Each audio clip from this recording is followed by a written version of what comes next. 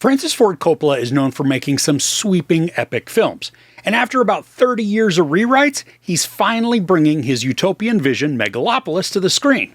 So is it worth it? The city of New Rome is the main conflict between Cesar Catilina, a brilliant artist in favor of a utopian future, and the greedy mayor Franklyn Cicero. Between them is Julia Cicero, her loyalty divided between her father and her beloved. At the screening I was at for this, I was lucky enough to see an interview with Coppola for the New York Film Festival, where he discussed the story, his process, and why he even wanted to create a movie like this. Now, Coppola believes in people, and he wants there to be this conversation, putting his faith in the masses that together, when communicating and looking for a common solution, we can work through any issue to better the world. And that utopian outlook, that's exactly what's at play within this story. Now, New York is reimagined as New Rome, and thanks to history, we know that Rome fell thanks in part to political corruption, loss of values, and then introduction of different morals, and then overexpansion. Now, in the film, we're shown a city that looks very much like many cities we have seen on the news, or maybe even live in, at least in the United States. But a growing houseless population, corporate greed driving up prices, and a growing divide between the rich and everybody else. I mean, it's power, and those in power being corrupted by their status. Megalopolis is a visual spectacle. If you've seen any of the trailers or even still images, there is a wonderful dichotomy that's created by showcasing a glowing ethereal cityscape that's also marred by darkness and need. It reminded me a bit of Dev Patel's Monkey Man, where we're shown this bustling and bright city, and then on the outskirts, in glaring contrast, is a shantytown, where people sleep on the cold ground, shoulder to shoulder, just crammed in tiny spaces.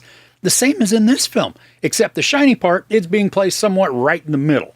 We also get to see the city from above, providing a more sanitized vision thanks to the extreme height that's obscuring any filth below.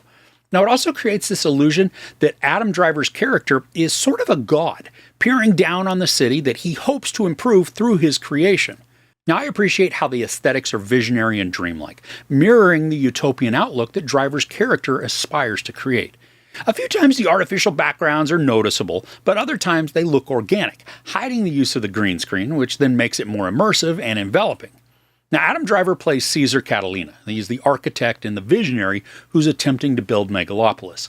And just like in many of his other performances, Driver commands the screen with the intensity of his eyes and then that raspy crispness of his baritone voice. He also channels a lot of art house sensibilities by over-emoting through amplified body movements, turning some of his performance into more of an interpretive dance than mere blocking within a scene. And I don't mention this as a negative because his behaviors, they match what's needed for both the part and the storyline. We get to witness him become frantic, manic, and joyfully exuberant, each establishing some believability for his character.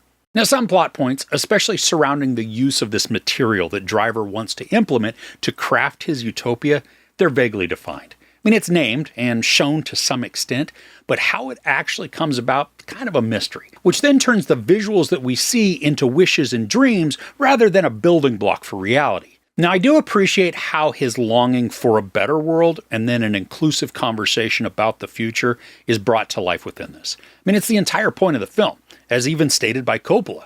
As enigmatic as Driver's Catalina is, his desire for happiness and an environment where people can thrive, it does come through loud and clear. Now, some of his other musings, they're not always as coherent, just like how he goes about building this new utopia.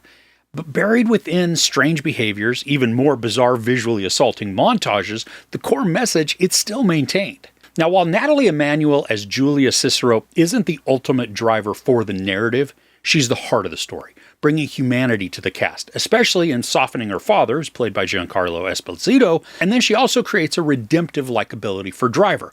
While his charm is present at times, he's also a very damaged character, allowing Emmanuel to speak truth and wisdom to him while also nurturing and care for him. She's a strong character and a formidable opponent for so many of the other power players. As a bleach blonde TV personality, Aubrey Plaza is channeling her Parks and Rec sub-character Janet Snakehole as she takes on this femme fatale role of WoW Platinum. Now, she's fun to watch and exaggerated in the right ways, just creating an intriguing but vapid character whose motives and actions are really telegraphed way before they're revealed. There's not much to her outside of what we see, so although she is enjoyable on screen, she's also forgettable when she's not present. Shia LaBeouf starts out as enigmatic and creepy, and then dives into full hubristic madness while still being extremely creepy. And I'm not talking creepy as in scary, but as in keep him away from your children and animals sort of creepy. Now, the more he was on screen, the more he grew on me, but the character is written as a one-dimensional troglodyte. I kept wishing that he'd be given more depth. That didn't happen. Giancarlo Esposito is excellent as ever, showcasing both tenacity and vulnerability. He's a relatable father figure, willing to do just about anything for his daughter, regardless of personal expense. As Mayor Cicero, he's driven, fierce, little sketchy, but also has a softer side which he's constantly warring against. Now, Dustin Hoffman is on screen one moment, and then he just disappears. Only through a very brief flashback do we even learn why he's no longer in the story. And it just felt disjointed and almost like an afterthought, especially because the events, they're not developed or explained. And I'm not sure why he was even in the film. I mean, he's sort of a henchman or maybe confidant, but the only times we see him, he comes across more like Jabba's salacious crumb. Now, the story doesn't disguise the fact that it's critiquing society, especially American society. There are visual clues that, while not hugely overt, do portray certain ideologies as instigators. I mean, it's art, mimicking truth in this sense. I appreciated the messaging and the commentary that's contained here, but it's not just preaching at us saying that those people are bad, we're good. Instead, it's saying, hey, there are some massive issues that we're facing. Let's work together for the good of everybody and come up with a beneficial solution. Now here, that solution is fantastical, so it doesn't really offer any sort of solutions, but simply stating that things can be done through collaboration and conversation as a starting point. Many of Coppola's films are epically long, and this one is only 2 hours and 18 minutes, but it felt way longer than that. There are chunks of the narrative that seem to drag on. They come across as indulgent, choosing visual spectacle over substantive story. Now, I don't mind some of that, but when it begins to harm the momentum and then adds elements to the tale that are unnecessary and time-consuming, I'd much rather have a more efficient presentation. Now, there's a unique portion of this film, and I'm not sure if it's going to happen within every showing or just select ones, but at one point, when a key moment happens, the theater lights went up, and Adam Driver's Catalina addresses an audience member who's acting as a reporter. This goes on for about a minute or so, and then the lights go black and the film continues. It's immersive, but it also broke me out of the story for a bit. The ingenuity of trying something different, I think it's great. I mean, I'm honestly just worried about the execution in theaters where they kind of struggle to even get the lights fully off once the film starts. Now, I also have a nitpick, but it doesn't affect the enjoyment or dissatisfaction of the story. But the inconsistency, I thought it was strange. Now, Laurence Fishburne is a narrator and historian throughout the narrative, taking us through points of observation or reading the inscribed title cards that appear on the screen. Now, I thought it was a nice touch, and Fishburne's got such an amazing voice that it's more soothing than distracting. But there is one point when a title card comes up and Fishburne doesn't narrate it. I mean, every other single time he reads what's on screen for us, except for this. It just made no sense to me, and it slightly bothered me. But again, it's only a nitpick, and it doesn't actually add or detract from the storytelling at all. So overall, Megalopolis is a lofty and optimistic view of society, full of visual spectacle and a few engaging performances, encompassed in a dreamlike utopian vision. While the messaging and commentary are clearly delivered, portions of the story are convoluted and drawn out, creating an uneven pace that makes the film longer than necessary.